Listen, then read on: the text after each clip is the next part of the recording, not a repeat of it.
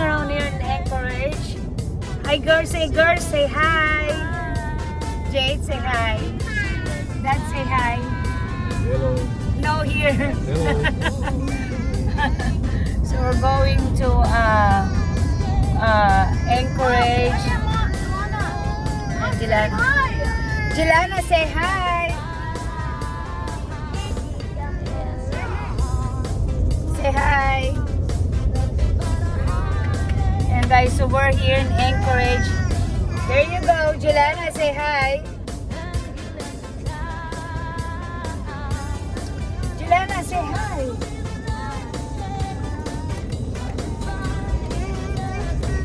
Ayan guys, so we're here in Anchorage and Jelana is having a fit, so we'll go around. What, Jelana? You are in the camera with Daddy. There you go. Say hi.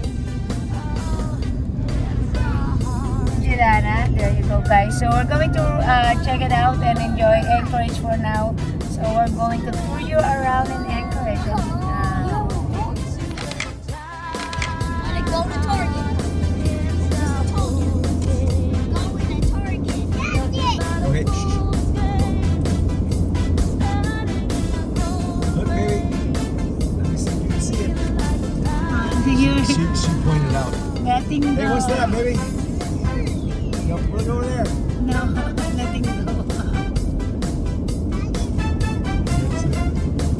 Oh, Daddy work. No, Daddy doesn't work anymore. She worked with best But she's friend. pointed out. Oh, yes. Oh, because she's been like for a long time. She comes there all the time. Oh, yeah, I know. So glad. But it's good.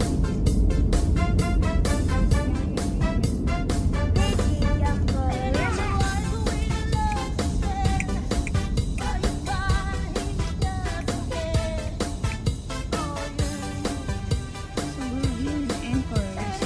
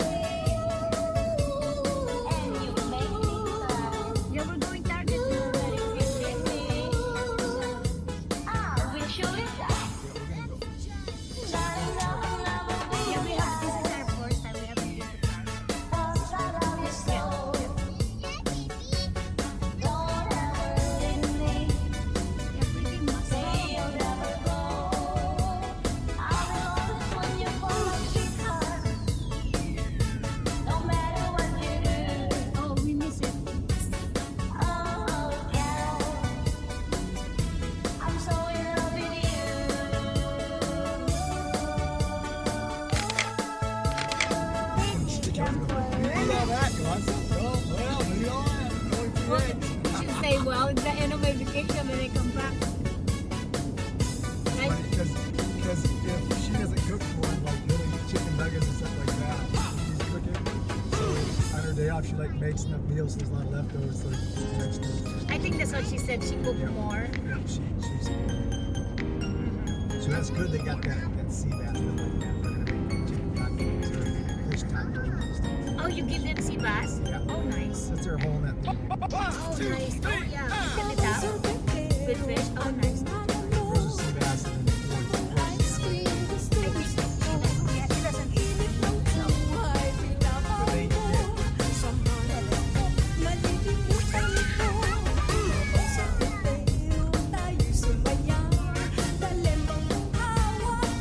it.